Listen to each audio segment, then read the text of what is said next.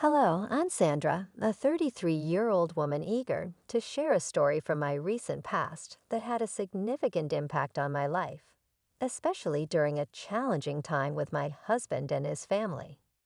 This event unfolded a few months ago, and while things have settled down now, I'm still navigating the emotional aftermath. I believe that discussing this experience could be therapeutic for me. Let's travel back 5 years to a pivotal moment in my life, deciding to marry my boyfriend, Jeffrey. We first connected through mutual friends and enjoyed 5 wonderful years together before tying the knot. Jeffrey was a joyful, caring, and affectionate partner, hailing from a well-to-do family and holding a stable, well-paying job. He often expressed his love through gifts, which was his way of showing affection. We both had a passion for travel, which only strengthened our connection. As our relationship progressed, my friends noticed how happy I was and often complimented Jeffrey for his generosity. Sometimes his lavish gifts made me uncomfortable, like when he surprised me with a new laptop for my college graduation. I felt a bit overwhelmed by the disparity in our financial contributions. I used to remind him, "Jeffrey, I'm just a college student. I can't keep up with your spending. Let's try to manage other expenses together." But Jeffrey would simply smile and insist on taking care of it, saying that it was common among his friends to treat their partners. Eventually, I grew accustomed to our financial dynamics, although I continued to contribute whenever possible. After securing a well-paying job, I began sharing expenses more equitably with Jeffrey. We even started discussing the future, including moving in together. Jeffrey was supportive and suggested, "Why don't you move in with me?" I inherited my grandfather's house, so there's no worry about rent. This journey through my relationship and the subsequent interactions with Jeffrey's family during tough times have been both enriching and challenging, teaching me a lot about love, resilience, and personal growth. Even though I had reservations about splitting our living costs, Jeffrey reassured me, and we decided to live together. We agreed to share financial responsibilities fairly, taking into account our different incomes. Everything was progressing smoothly until the day I met Jeffrey's family. Jeffrey's parents and sister live quite far away, and with Jeffrey tied up with work, I had to host them by myself. He had warned me beforehand that his family could be judgmental, but didn't elaborate, advising me simply to ignore any hurtful remarks. I resolved to stay positive, but my optimism quickly waned upon their arrival. Instead of greeting me warmly, Jeffrey's parents and sister displayed noticeable annoyance, setting a tense tone for our interactions. During one particularly uncomfortable conversation, Jeffrey's mother, Emma, looked at me disapprovingly and said, "So, you're the woman Jeffrey has been seeing." She then sharply asked, "Do you even pay rent here?" I calmly explained, "No, Emma, I don't pay rent because Jeffrey said the house is already paid for." But we split all other bills evenly.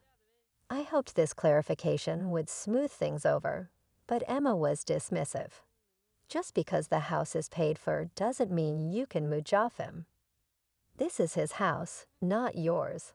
Remember that," she retorted. The atmosphere grew even more strained with Jeffrey's sister, Alice, who seemed more interested in giving cold glares than engaging in conversation. When I inquired about her life, she briefly mentioned being married to a wealthy billionaire and brushed off further dialogue. Throughout their visit, Jeffrey did little to support me and appeared to align with his family's critical stance. Both Eric and Emma continued to criticize me, particularly disapproving of my spending on makeup and skincare, which they deemed excessive given what they perceived as my insufficient financial contribution. Jeffrey's unhelpful comments, like referring to me as a struggling student, only exacerbated the tension.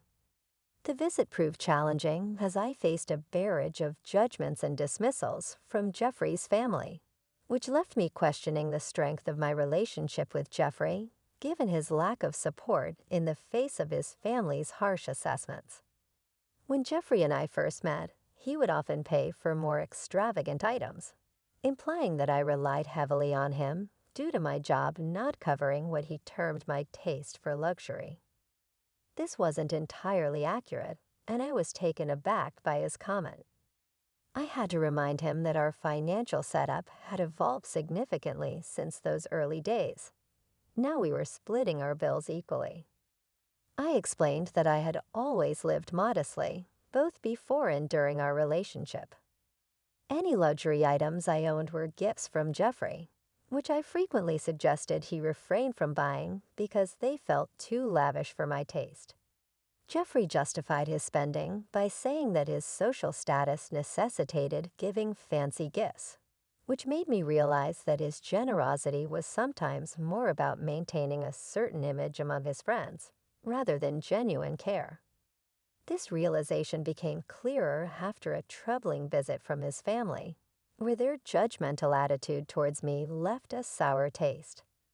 When I brought up how hurt I was by their treatment and his lack of support, Jeffrey's response was dismissive. "Don't take it to heart, Sandra. They meant well." "You're overreacting," he said, brushing off my concerns. Despite these doubts, when Jeffrey proposed 6 months later, I accepted.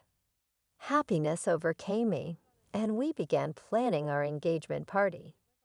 By this time, I was running a small side business, which was more of a fulfilling hobby than a major income source. Jeffrey knew about it, but rarely inquired further. As we organized our engagement party, I decided it was a special occasion to indulge a bit. Jeffrey supported this decision, and we shared the expenses for the event. This phase of our relationship, marked by shared financial responsibilities and personal growth, was significant. It highlighted both the challenges and milestones we faced together, reflecting a deeper understanding and evolving dynamics in our partnership. During our engagement party, I generously covered the plane tickets for my extended family to ensure everyone could attend. However, the event quickly became overshadowed by criticism. Emma, Jeffrey's mother, accused me of being financially reckless. "You shouldn't have spent so much on this party, Sandra," she scolded, suggesting that my actions were draining Jeffrey's finances, and that we might end up having a modest backyard wedding. "I thought you were financially irresponsible, but this is worse than I imagined," she added. I defended myself firmly, explaining that the party, while lavish, was a mutual decision. I had paid my share of the expenses, and it was Jeffrey who had insisted on including everyone, showing no concern about the cost. Despite this, Emma continued to suggest that I was manipulating Jeffrey into excessive spending. Alice joined in, implying I should have been more considerate. Frustrated and seeking solace, I excused myself to the lawn, where I overheard Alice and her husband, Peter, mocking me. This only added to the feeling that my engagement party was unraveling. It seemed Jeffrey was oblivious to his family's harsh judgments, most of whom believed I was jobless and too dependent on him. Seeing my distress, my mother approached me gently, suggesting that I reconsider the engagement in light of Jeffrey's family's ongoing derogatory remarks. After the party, I confronted Jeffrey about his family's behavior. He brushed off their comments as mere jokes and reassured me of his love, stating that financial matters were not a concern for him. Despite this, the stress continued. I expressed a desire to contribute more financially, including towards rent, but Jeffrey dismissed the idea. As we planned our wedding, the stress didn't lessen. Jeffrey's parents persisted in their critiques, accusing me of financially crippling their son. Their constant scrutiny made the engagement period exceedingly challenging. I clarified that everyone, including my mom, was contributing to the wedding expenses, hoping to dispel any misconceptions about my financial contribution and intent. However, despite my efforts to maintain peace and fairness in our financial dealings, Emma still accused me of taking advantage of Jeffrey, labeling me a gold digger. In an attempt to clear the air, I reassured Jeffrey's father, Eric, emphasizing, "Eric, I'm not looking for any financial help. We can finance the wedding on our own." Yet, no matter how much I explained, Alice remained critical, particularly about the cost of my dress and makeup. On our wedding day, my mother had kindly covered the wedding ceremony itself. The ceremony unfolded beautifully, but the reception was marred by continued criticism from Emma and Eric. They openly scrutinized my spending habits, accusing me of financially exploiting Jeffrey. Despite their harsh words, I chose to remain silent, not wishing to spoil our special day with conflict. A few months after our wedding, Jeffrey received a significant promotion at work and was eager to celebrate this achievement with a grand family dinner. Excited for him, I decided to personally cover all the expenses for the celebration. "Jeffrey, I want this dinner to be extraordinary. I'm so proud of you and want to celebrate your success," I told him enthusiastically. Jeffrey appreciated my gesture, and I was pleased to share that my business was doing well, bolstered by a stable income from my job and a recently accessed trust fund from my paternal grandfather. I planned the event with meticulous attention to detail, aiming for perfection. However, when his family arrived, their reaction was less than enthusiastic. Despite positive feedback from other guests, they seemed to disapprove of the celebration's opulence. During the speeches, Emma stood up and, with her voice echoing through the room, began to criticize openly. "I want to thank everyone for coming to celebrate my son. He's hardworking and generous, and he truly deserves this promotion. Unfortunately, he made a poor choice in his partner," she announced, casting a shadow over the otherwise joyful event. Her blatant display of disapproval made it clear that despite my efforts and contributions, winning over Jeffrey's family would be a formidable challenge. It was disheartening to hear Emma publicly lament that her son ended up with someone who, in her view, acted like a gold digger. "I wish he had seen her true nature earlier," she voiced with evident regret. "Then he wouldn't have to work so hard to support her expensive lifestyle." Her words painted a picture of me as extravagant, from our engagement party to the dinner that night, suggesting I had nearly drained Jeffrey's accounts. Feeling deeply hurt, yet striving to maintain my composure, I listened as Emma expressed relief over the prenuptial agreement we had signed. Thank goodness we had Sandra sign a prenuptial agreement before the wedding. "At least some of his assets are protected," she said, almost relieved, adding that it was fortunate Jeffrey married someone who could at least look like a trophy wife. Jeffrey's agreement with his mother's harsh words was a blow. "I can't even afford to spend money on myself anymore. There's nothing left," he complained, calling our marriage a mistake and unfavorably comparing me to others. Shocked and frustrated by the unfounded accusations, I finally spoke up. "Do you think I'm a gold digger?" Jeffrey's response was sharp and dismissive. "Your lifestyle is quite damaging to my bank account," he claimed. Determined to clarify the misconceptions, I addressed everyone present. "Since you all think I'm a gold digger, let me show you my bank balance," revealing my financial independence. The room fell silent, shocked by the truth. Hammett instantly accused, "Did you steal my son's money?" And Jeffrey suspiciously added, "She must have taken it from you."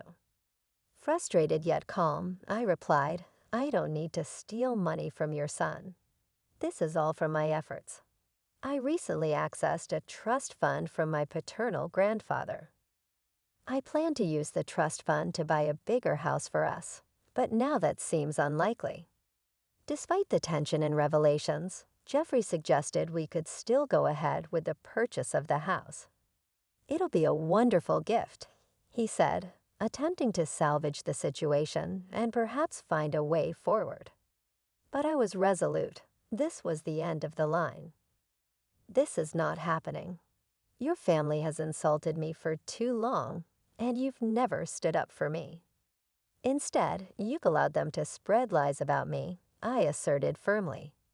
Jeffrey attempted to minimize the gravity of the situation, accusing me of overreacting. However, I stood my ground. No, I am not overreacting. Everyone here knows what your family has been calling me. They were here watching as you allowed them to insult me during our engagement party. Reaching my breaking point, I could no longer tolerate the disrespect. I want a divorce, I declared sternly. Jeffrey tried to plead with me, seeking reconciliation, but my mother intervened decisively. You never defended my daughter. It's time she ends this toxic relationship, she declared. With my mother's firm support, we left the party, leaving behind a crowd of shocked guests. My resolve to leave Jeffrey and move on was unshakable. After the confrontation, I went home, gathered my belongings, and sought refuge at my mother's house for solace. The next day, I contacted my cousin, a lawyer, to initiate the divorce process. With the prenuptial agreement in place, the proceedings were straightforward, and I didn't have to worry about sharing my assets with Jeffrey. The situation escalated when Jeffrey and his family showed up at my mother's house, demanding a conversation. My mother stood firm, telling them to leave. Despite this, Jeffrey continued to try to reach out to me, with messages oscillating between apologies and threats. I saved all his messages and prepared to file a restraining order if necessary. My mother's unwavering support fortified my resolve. Jeffrey even attempted to confront me at work, further proving his inability to respect my decision. Security promptly escorted him out. This incident, along with the growth of my own business, led me to a significant decision. I no longer needed my job. With a clear mind and firm resolve to move forward, I resigned that very day, eager to embrace the new opportunities my business presented. 2 weeks after my resignation, I served Jeffrey with divorce papers directly at his workplace when he visited my old office in an attempt to connect with me. He was surprised to learn of my departure. My former colleagues mentioned that he continued to send flowers and gifts to my mother's house, all of which we returned. His persistent actions bordered on harassment, prompting me to consider a major change. With my mother's encouragement, I decided to relocate. We found a new house in a neighboring state, a true sanctuary far from my past troubles. The divorce proceedings were smooth, largely due to the prenuptial agreement. During the 6 months of our separation, I dedicated myself to healing and preparing for a fresh start. I settled into my new home and even changed my phone number to cut off any remaining ties with Jeffrey. Rumors circulated that Jeffrey's life began to unravel. He blamed his parents for the breakup and faced setbacks at work. His colleagues distanced themselves, and his superiors were pleased with the negative publicity. Meanwhile, his parents attempted to spread rumors of infidelity, but these never gained traction. In contrast, my life started to flourish. I focused intently on my business and relished my newfound independence. I even began dating again, approaching relationships with caution but remaining hopeful about finding someone who truly appreciated and valued me. Despite the pain Jeffrey and his family caused, overcoming these challenges strengthened me profoundly. Looking forward to a brighter future, I felt confident in my resilience and had a clearer understanding of what I sought in relationships and life. This new chapter was not just about recovery, but about thriving and moving confidently toward a future filled with promise and possibility.